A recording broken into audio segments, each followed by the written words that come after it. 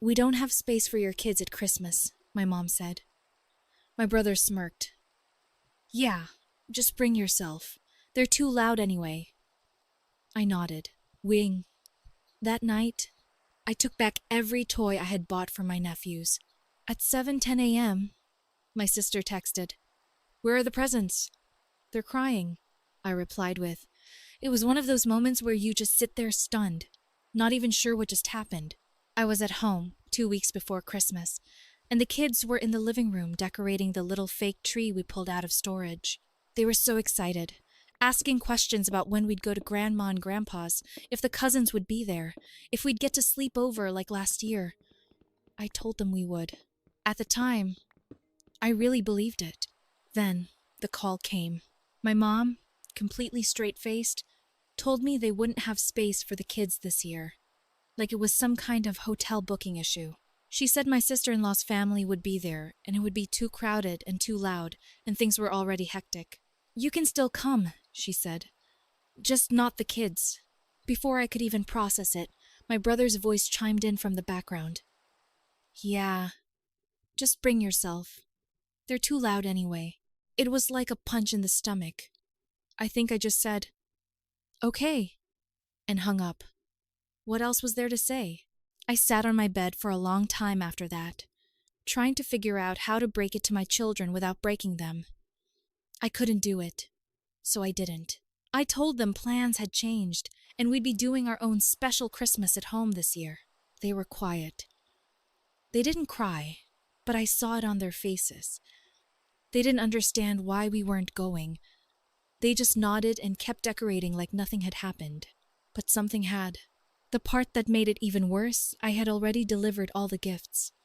A week earlier, I dropped them off at my parents' house to keep them out of sight for my own kids. I always went all out for Christmas. It wasn't about showing off. It was just how I was raised. If you love people, you show up for them. I bought my nephews what they'd been begging for all year. A Nintendo Switch for the youngest, a refurbished iPhone for the oldest. I wrapped boxes of puzzles, Lego sets, action figures, and crafts. I even included those little extras like socks, candy, Christmas books. I thought I was doing something good. That night, after the call, I couldn't sleep. I just kept thinking about how easy it was for them to write off my children like they didn't matter, like they were background noise. So, around 10:30 p.m., I drove back to my parents' house. I still had a spare key. No one was up. I let myself in, went straight to the dining room corner where I'd stacked the gifts, and took every single one. They hadn't even moved them. They were still sitting there like forgotten donations.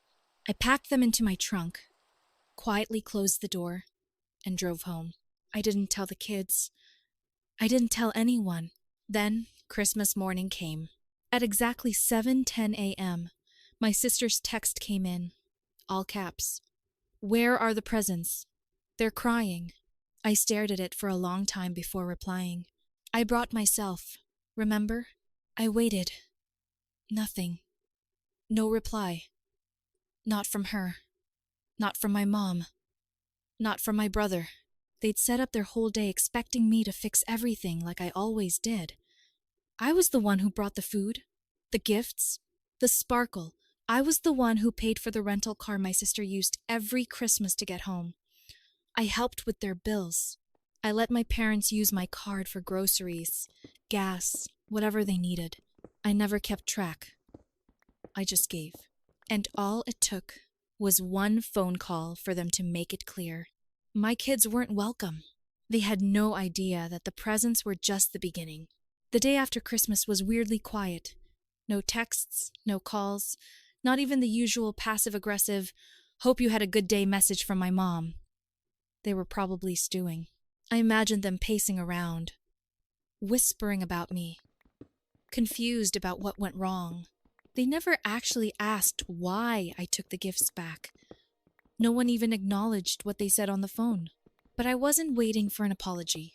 That morning, I logged into my banking app and removed my parents as authorized users on my secondary card. It had been a quiet thing I did a couple years back, just to make their lives easier. Groceries, gas, small things here and there. They treated it like some unspoken entitlement. But now it was over. By noon, my mom called not to say anything meaningful, just to say her card wasn't working and could I check on it. I told her it should be fine and ended the call. Later, I texted my sister. "Did you still need help renting the car for New Year's?" She responded immediately. "Yes, please. I was just about to ask." I replied, "Can't this year? Things are tight." She didn't answer after that. I knew she was pissed. She probably thought I was doing it out of spite. And honestly, I was, but not out of pettiness. Out of clarity. I wasn't going to be the one holding the net anymore while they all pretended they were flying. I went into the closet and pulled out all the gifts I had taken back. My kids never knew they were meant for someone else. I gave the console to my son and wrapped the Lego sets for my daughter's birthday, which was coming up in January. The iPhone I held onto. I was thinking of selling it, but I ended up donating it to a local women's shelter that helps teens who've aged out of foster care. It felt better than giving it to a kid who wouldn't even say thank you. Then the guilt campaign started. My aunt texted me randomly, asking if everything was okay between me and my mom. Then my cousin messaged me a screenshot of a Facebook post. My sister had made something vague about some people forgetting the meaning of family. I didn't respond to any of it. By New Year's Eve, my sister texted again. "The boys keep asking why you hate them." I stared at the message for a long time. My nephews, they weren't part of the game. But it wasn't about hating them. It was about protecting mine. So I wrote back, "I don't hate anyone, but you all forgot that my kids exist." Still nothing. The irony. My ex-husband, who lives 3 states away and has always been hit or miss, managed to send our kids a big package. Wrapped gifts, thoughtful cards. He even included a handmade ornament with their initials. It arrived late, but it arrived. They were thrilled. Meanwhile, the people they saw every year gave them nothing. Not even a phone call, not even a card. That was the moment I knew I wasn't going back. Not next year. Not ever. They were so used to me filling in every gap that they never noticed when I started taking things away. But they were about to. The fallout wasn't loud. That's what surprised me. No dramatic confrontations, no screaming matches, just slow silence like a fabric unraveling stitch by stitch. A few days into January, my mom finally called again. Her voice was normal. Too normal. She asked about the kids. Asked how our Christmas was. Like nothing had happened. Like she hadn't disinvited them. I answered politely. Kept it short. I didn't bring it up. And neither did she. That was their favorite trick. Pretend the wound doesn't exist, then act confused when you start limping. She ended the call by saying she hoped we'd come over soon. I said I'd think about it. I didn't. I think they assumed it would all go back to normal once I cooled down. That's how they talked about me. Emotional, dramatic, sensitive, all code words for stops giving when she gets tired of being used. That month, I didn't send over the usual money for Dad's medications. He didn't call. My mom did. Said something vague about insurance issues. I told her the pharmacy could help her figure it out. She didn't say anything after that. I think it finally hit her that the card was really off, that the faucet was dry. My sister texted me 2 weeks later, asking if I'd watch her kids for the weekend so she could go to a wedding. I just responded, "No, sorry, no excuse. Just the truth." Her reply was one word. Wow. A week after that, my brother's wife sent me a message. She said she wasn't trying to get involved, but that the kids were really sad and that everyone misses you. No mention of what had happened. No ownership. Just guilt dressed as concern. I didn't respond. I was spending more time with my own kids than I had in months. Not rushing around to make everyone else's life easier. Not burning money and energy on people who didn't even like my children in the room. We made hot cocoa every other night. Played the Switch. Took long walks around the neighborhood. I watched them settle into something peaceful. Like they finally didn't feel like second-class citizens in their own family. One night, my daughter asked, "Why didn't we go to Grandma's this Christmas?" I said, "Because it wasn't a place for us this year." She thought about it for a second and said, "That's okay. I liked our Christmas better." And that was it. No tears, just truth. Meanwhile, cracks started forming in the family machine. I heard through a cousin that my sister's car broke down and she couldn't get to work, that my parents had been asking around for help with bills, that my brother's wife was complaining about how everything's fallen on us lately. They were starting to feel the weight, the kind I used to carry without them noticing. Every little thing I used to do quietly had been holding up a lot more than they realized. Without me, the holes showed. But none of them called to say sorry.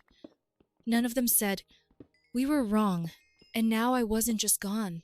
I was watching, and I was done playing dumb." By mid-January, things started getting oddly transactional. The silence was over, not with apologies or reconciliation, but with Venmo requests. Random, unspoken requests from my mom. $25 here, $50 there. One was labeled for gas. Another said, "We need food." She never texted or called to explain, just sent the request like it was still December and I was still playing my role. I didn't send a dime. A week later, my phone rang. My mom. She sounded pleasant at first. Too pleasant. She asked about the kids, what they were up to, how school was going, like we hadn't just spent Christmas divided by an invisible wall that she built. I let her talk. Then she said, "By the way, I sent a couple Venmo things. Did you see them?" I said, "I did." She paused, expecting me to offer something. When I didn't, she tried again. "Things have just been a little tight lately." I said, "Do you remember what you told me before Christmas?" She didn't answer right away. Then came the inevitable excuse. "I didn't mean it the way it sounded. It was just going to be a lot of people this year. We were trying to keep things simple, right? Simple. And apparently the simplest way to make space was to remove 2 children from the equation." I told her I wouldn't be helping out anymore, financially or otherwise. She gave one of those tight, breathy sighs, then said, "Well, I hope this isn't permanent. We're still family." I didn't say anything back. I think we both knew the answer already. And then, a few days later, something strange happened. My son came into the kitchen holding his tablet, looking a little confused. He asked, "Why did Uncle Tom say Santa doesn't like us?" I froze. "What are you talking about?" He showed me the screen. My brother had posted an Instagram story. A short video, probably meant to disappear in 24 hours, but not fast enough. He was standing in his kitchen, filming a tiny box of off-brand building blocks on the counter. He said, "Guess this is what Christmas looks like when someone decides to play the Grinch." In the background, his wife laughed and said, "Next year, we'll just tell the kids Santa's allergic to drama." They didn't say my name. They didn't have to. They made my kids the punchline in some petty online joke. Turned a family betrayal into content for their friends. My children were excluded and now they were mocked for it. And it reached them through a screen they weren't even supposed to be watching that day. That night, I went into our old family group chat. The one where we used to plan holidays and birthdays and text each other random memes. No one had said a word in it since December. I sent one message. "You can unfollow me in real life, too." Then I left the chat. No one followed up. Not one call. Not one message. Not even a half-hearted defense. But here's what they hadn't thought about. I still had all their tax paperwork. Every year, they sent me their W-2S, their receipts, screenshots, and login info. I'd file everything, help them get better returns, fix their mistakes.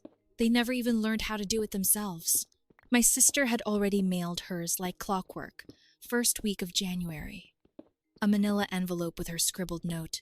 "Can you do it by the 20th? Need the refund. As soon as possible."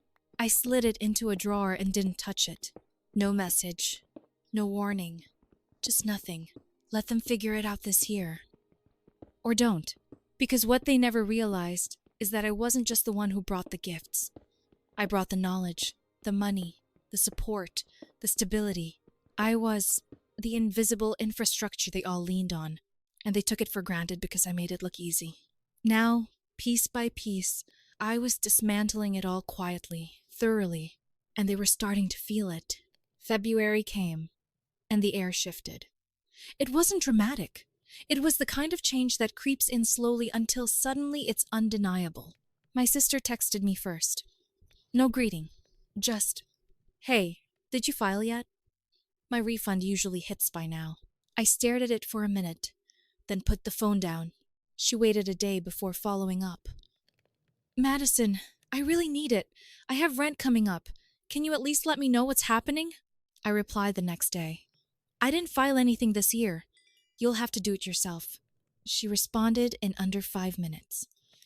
"Are you serious? Why wouldn't you tell me that earlier? I've been waiting weeks." I didn't reply. Not because I was being cruel, but because I had nothing left to explain. She'd never said thank you when I did it. Not once in the 7 years I handled her taxes. Not one gift card, not one kind word, just expectation, just assumption. 2 days later, I got a call from my dad. That was unusual. He opened with small talk, asking about the weather, how work was going, if the kids were doing all right. I knew it was coming, so I just waited. Then he said it. "I heard you're not helping with taxes this year." I confirmed it. He went quiet, then said, "We've always relied on you for that stuff." I asked, "You mean the same way my kids rely on having family who want them around?" Silence. Eventually, he said, "Your mom didn't mean to upset you. Things just got messy with the holidays." But I wasn't angry anymore. Not really. I'd passed that stage. I just didn't trust them. And I didn't owe them the stability they never gave me or my children. I told him I hoped they figured things out and that I had to go. That week, I got an email. My brother's wife, of all people.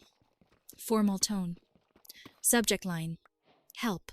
She explained that they were trying to refinance the house and needed help organizing financial paperwork. Said I'd always been the one to handle stuff like this.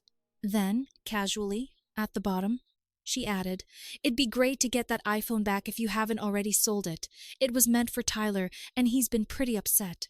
I reread it twice, wondering if she was being serious. I didn't respond.